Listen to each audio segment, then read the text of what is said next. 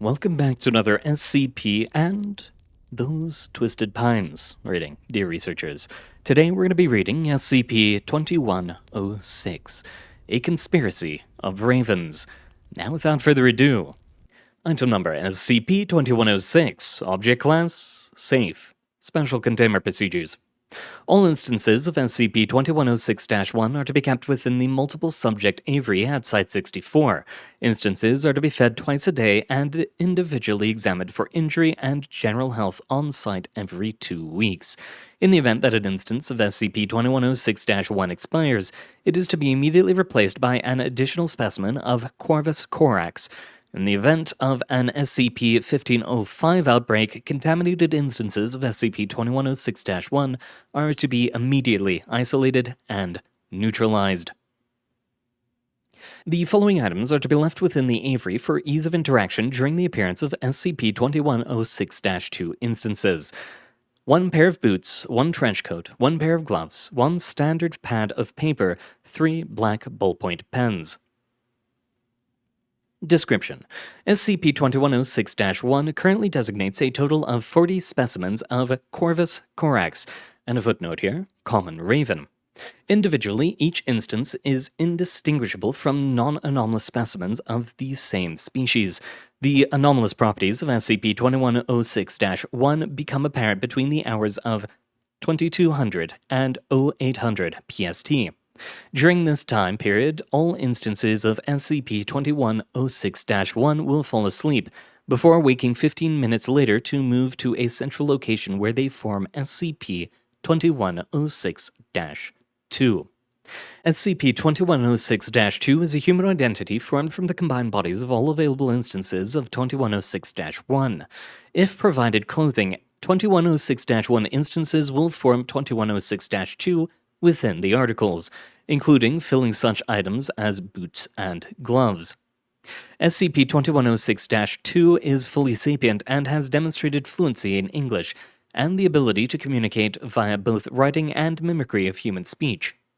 According to interviews, 2106-2 believes itself to be an individual named Jessica Bradley, a 45-year-old Caucasian female from Tillamook, Oregon, USA.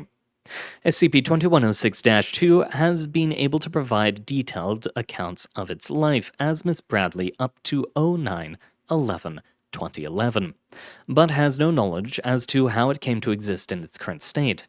SCP-2106-2 has largely been cooperative with Foundation personnel to date. A minimum of 25 instances of SCP-2106-1 are required for SCP-2106-2 to successfully form. In the event that fewer than 25 instances of 2106-1 are present at 2200, or if anyone attempts to remove an instance of 2106-1 from the aviary, all instances of 2106-1 will swarm. During these swarm events, instances 2106-1 have demonstrated remarkable collaborative behavior, including attempting to operate door handles, setting up rudimentary traps or ambushes for Foundation personnel, slamming into observation windows en masse, scratching crude messages or images in the ground in English. Individual instances of 2106-1 that are removed from a 50-meter radius of all other instances lose their anomalous properties at 0800 following the dissipation of SCP-2106-2. Likewise, non-anomalous specimens of Corvus corax become instances of 2106-1 when placed within 50 meters of 2106-1 instances at 2200. It is currently unknown as to whether SCP-2106-2 would be capable of forming again should all instances of 2106-1 be dissipated. Recovery Log: SCP-2106-2 was originally recovered on 15/11/2011 from the private aviary at the residence of Jessica Bradley outside of Tillamook, Oregon, USA, following viral footage of SCP-2106-2 walking along the Oregon coast. Upon investigation, Foundation personnel found the body of Jessica Bradley within her bed. A subsequent autopsy of Miss Bradley revealed the cause of death to have been an intracerebral hemorrhage. All original 30 instances of 2106-1 were pets that had been kept by Miss Bradley prior to her death. Addendum 2106-A Interview Log 2106-1. The following interview was conducted as part of the initial containment of SCP-2106-2. Interviewed SCP-2106-2. Interviewer Dr. Daniel Aislinger. Forward. This interview was done at the end of a standard mental health screening. During interviews prior to the screening, SCP-2106-2 revealed that it remembered the actions of a researcher who had examined several instances of 2106-1 during standard veterinary examinations. Begin log. Dr. Aislinger. All right, Jessica, before we finish this session, I have one more topic that I would like to go over with you. SCP. Okay, what do you want to know? Aislinger. During our first interview, you mentioned several details you remembered about researcher Farrow's veterinary inspection on one of the ravens that make up your body. Would you care to elaborate? SCP. It's hard to explain. In the morning, I sort of feel like I'm falling asleep. Most of the time, I just black out. Next thing I know, I'm awake again, and you guys are telling me that it's the next day. However, sometimes I dream, or at least I think I'm dreaming. When I dream, I'm always a raven somewhere in this aviary. Aislinger. Go on. SCP. The thing is, usually the dreams aren't that exciting. I just kind of go with the flow, act like I think a raven should. It's kind of nice, you know? It's like slowing your mind down and throwing your worries away. Everything just becomes so simple. That time, it was different, though. That man grabbed me and looked me over. He poked and prodded me. It was awful. Just the worst feeling ever. I don't think I've ever been more terrified. Keep in mind, I woke up one day to find out I was suddenly made of birds. Aislinger. Interesting. SCP. What? Aislinger. You are aware that the ravens that compose your body fall asleep before they form you every evening, yes? SCP. Whoa, really? No, I wasn't aware. SCP-2106-2 pauses for several moments before continuing to write. SCP. Do you think they dream about being me? Can ravens even dream? Aislinger. I don't know, Jessica. Maybe? SCP. Maybe. End log. Addendum 2106-B, Interview Log 2106-2. The following interview was conducted following several swarm events. Interviewed. SCP-2106-2. Interviewer. Researcher Roland Farrow.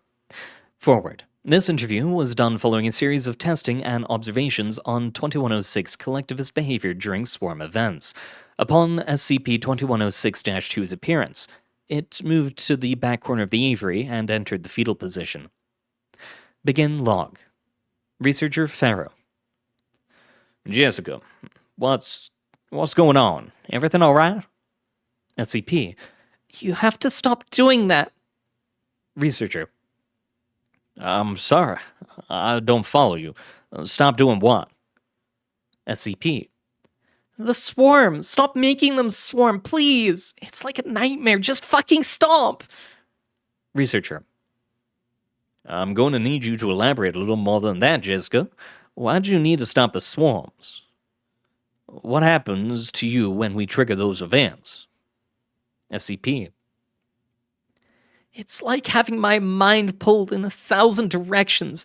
Normally, when 8 a.m. hits, I just dream that I'm one raven. It's nice, it's simple, it's safe. But this, it's not that. I get bounced around from one point of view to another, from one raven to the next. Each one is desperate and afraid and searching for a way to survive. And every time I get moved around, those feelings renew. Each raven leaves a stain on my mind that I can't get out. I still feel their consciousness digging around in the back of my head. They like being me. Researcher. They like being you?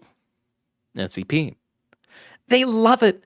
I like being a raven because it makes everything so simple. They like being me because it makes everything so complex. Every time you make them swarm, it's because they don't want to give it up.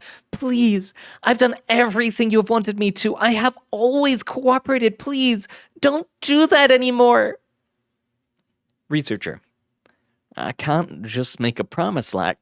All instances of 2106 composing SCP-2106-2 begin to croak loudly. All attempts at further communication with SCP-2106-2 by researcher Pharaoh are unsuccessful. The croaking continues until 0800. End log. Following the conclusion of this interview, all attempts by Foundation personnel to verbally communicate with 2106-2 have been blocked by 2106-1 croaking. 2106-2 have been able to successfully communicate via writing notes for Foundation personnel. Instances of 2106-1 have been observed destroying these notes and attacking personnel attempting to retrieve these notes following 2106-2 dissipation at 0800. As of 25/11/2012, a one-way Dropbox has been installed in the Aviary to allow for continuous communication with 2106-2 without further 2106-1 interference.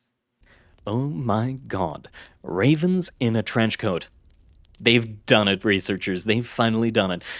But that's all the time we have for today. Thank you very much for coming, those who are here for it as an SCP, and those who are here for it as part of the Twisted Pine Sub. I hope to see you all next time, and good luck out there. It's been an honor reading for you.